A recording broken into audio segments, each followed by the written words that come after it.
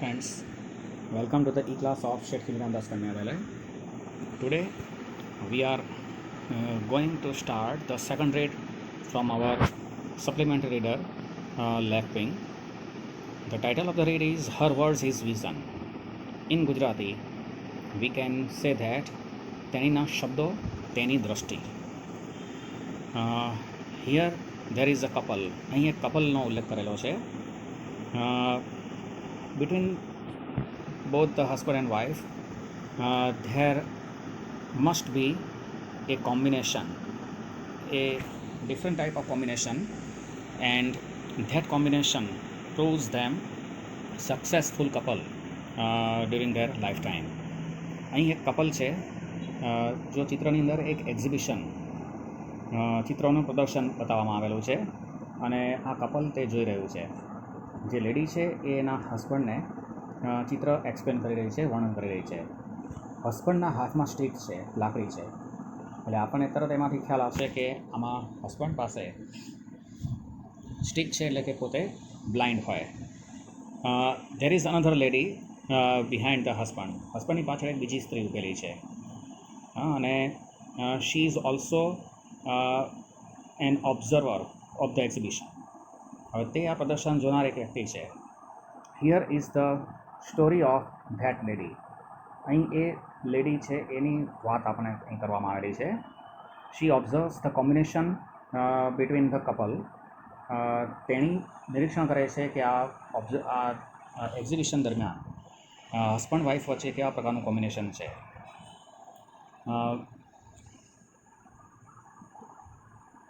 આ સ્ટોરીની અંદર જે અનધર લેડી છે એનું નામ માનસી છે.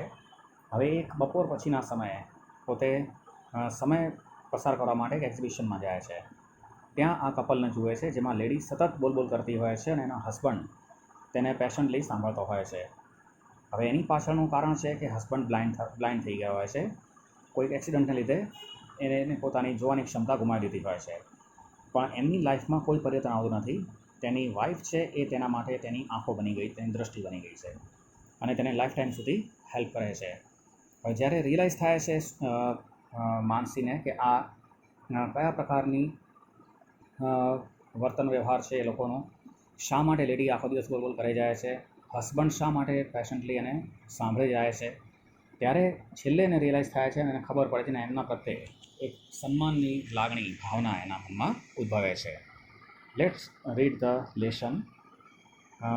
One afternoon while waiting for her husband to finish a business meeting.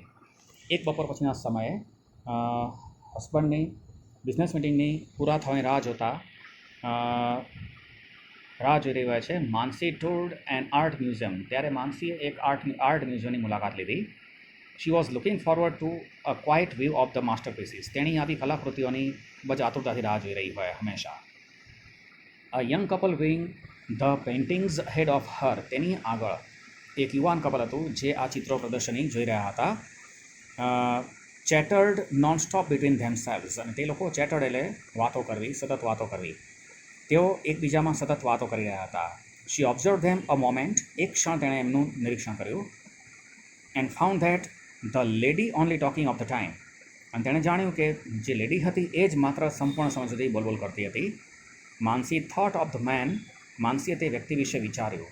And admire his patience for putting up with her constant parade of words. Admire એટલે પ્રશંસા કરવી. પેશન્સ એટલે ધીરજ અને પુટ અપ એટલે સહન કરવું. તેણીએ વિચાર્યું, તે માણસ વિશે વિચાર્યું અને તેની શબ્દોનો પ્રવાહ, અવિરત રીતે વહેતા શબ્દોનો પ્રવાહ સહન કરવાની ધીરજની તેણે પ્રશંસા કરી. Mansi gazed at them several times as she moved through the various rooms of art. જ્યારે પ્રદર્શનીના વિવિધ રૂમમાંથી એ પોતે પસાર થતી ત્યારે માનસીએ તેમના તરફ કેટલીક વાર જોયેલું. Each time she heard the lady's constant gush of words. દરેક સમયે તેણે તે સ્ત્રીનો સતત અવિરત શબ્દોનો પ્રવાહ સાંભળ્યો. શી મૂડ અવે ક્વિકલી. તેની ઝડપથી તેમની પાસેથી હટી ગઈ, કારણ કે તે પોતે બિલકુલ શાંતિથી, ધીરજથી જોવા માંગતી હતી. Mansi was standing at counter of the museum gift shop making purchase. હવે જ્યારે પ્રદર્શન જોઈ લીધું ત્યારે માનસી મ્યુઝિયમના ગિફ્ટ શોપ પાસે કંઈક ખરીદી કરતી ત્યાં ઊભેલી હતી કાઉન્ટર પાસે. When the couple approach the exit, ત્યારે આ કપલ, એક્સિટ એટલે બહાર જવા માટે ત્યાં કપલ આવી પહોંચ્યો. Mansi observe the couple carefully, માનસીએ આ કપલનું બહુ ધ્યાનથી નિરીક્ષણ કર્યું. The man after paying the bill, જે પુરુષ હતો તેણે પોતાનું બિલ ચૂકવ્યા બાદ pulled out a white stick, તેણે પોતાની સફેદ લાકડી બહાર કાઢી. And tapped his way towards the gate, અને દરવાજા તરફનો પોતાનો માર્ગ શોધવા લાગ્યો. હવે આના પરથી ખબર પડશે કે ધેટ પર્સન વોઝ બ્લાઇન્ડ. આના પરથી આપણે ખબર પડે કે તે વ્યક્તિ બ્લાઇન્ડ હતા. હવે એ વખતે ત્યાં કાઉન્ટર ઉપરના ક્લર્ક હતા, એણે કહ્યું, he is a brave man. The clerk at the counter said, counter પાસે જે ક્લર્ક હતા એણે કહ્યું કે આ તો બહુ બહાદુર વ્યક્તિ છે. Most of us would give up if we were blinded at such a young એજ. આટલી નાની ઉંમરમાં મોટાભાગના લોકો જ્યારે બ્લાઇન્ડ થઈ જતા હોય તો એ પોતાની હિંમત હારી જતા હોય, નિરાશ થઈ જતા હોય. ડ્યુરિંગ હિઝ રિકવરી, સાજા થવા દરમિયાન, હી મેડ અ વો, તે વ્યક્તિએ પ્રતિજ્ઞા લીધેલી, તે વ્યક્તિએ સોગંદ લીધેલા કે there is life wouldn't change, કે તેના જીવનમાં કોઈ જ પરિવર્તન નહીં આવે. કુદરતી રીતે કોઈ જીવનમાં એવી તકલીફ, મુશ્કેલી ઊભી થઈ, પરંતુ એણે પ્રતિજ્ઞા લીધી કે એમના જીવનમાં કોઈ પણ પ્રકારનું પરિવર્તન નહીં આવે. So as before, he and his wife come in whenever there is a new art show. તેથી જ્યારે પણ અહીં આવું નવું કલા પ્રદર્શન આવતું હોય ત્યારે તે અને તેની પત્ની અહીં હંમેશા આવતા રહે છે. ત્યારે માનસીથી રહેવાય નહીં, એણે પૂછ્યું, but what does he get out of the art, પરંતુ તેને આ કલાકૃતિમાંથી શું મળે છે? હી કાન્ટ સી, એ તો જોઈ જ નથી શકતા. ત્યારે ક્લર્કે એને જવાબ આપ્યો, can't C, you are wrong, શું નથી જોઈ શકતા, તમે બિલકુલ તદ્દન ખોટા છો. હી સીઝ અ લોટ, એ તો ઘણું બધું જોઈ શકે છે. More then you or I do, તમે અને હું જોઈએ તેના કરતાં પણ એ વિશેષ જુએ છે. His wife describes each painting through his mind's eye, તેની પત્ની છે એ તેની મનની આંખો દ્વારા તેની દરેક ચિત્રનું વર્ણન કરીને બતાવે છે. સો હી કેન સી, તેથી તે જોઈ શકે છે. તેની પત્નીના શાબ્દિક વર્ણન અને એ પોતાની મનની આંખોથી એક ચિત્ર તાદૃશ્ય રીતે પોતે જોઈ શકતો હોય. એટલે આપણે જોતા હોય એના કરતાં પણ તે વિશેષ રીતે જુએ છે. Mansi learn something about patience, courage and love that day, તે દિવસે માનસીએ પેશન્સ એટલે ધીરજ, કરેજ એટલે હિંમત, અને લવ એટલે પ્રેમ, સ્નેહ. તે દિવસે માનસીએ ધીરજ, હિંમત અને પ્રેમ વિશે કંઈક જાણી, કંઈક શીખી. She saw the patience of young wife describing paintings to a person without sight, તેણીએ એક દ્રષ્ટિવિહીન વ્યક્તિને પત્ની દ્વારા ચિત્રનું વર્ણન કરવામાં આવતા એક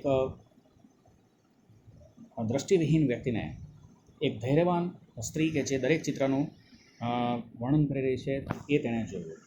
and the courage of a husband, અને એક હસબન્ડની હિંમત પણ જોઈ, who would not allow blindness to alter his life, કે જેણે પોતાના બ્લાઇન્ડનેસને લીધે, અંધાપાને લીધે જીવનમાં કોઈ જ પરિવર્તન ન થવા દીધું.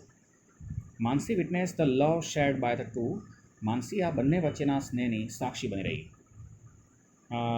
Mansi witness the love shared by the two people as she watched this couple walk away with their arms intertwined, જ્યારે આ કપલ એકબીજાના હાથમાં હાથ પકડીને ત્યાંથી પસાર થયા ત્યારે તે આ બંનેનો સ્નેહ, બંને વચ્ચેનો પ્રેમની સાક્ષી બની રહી.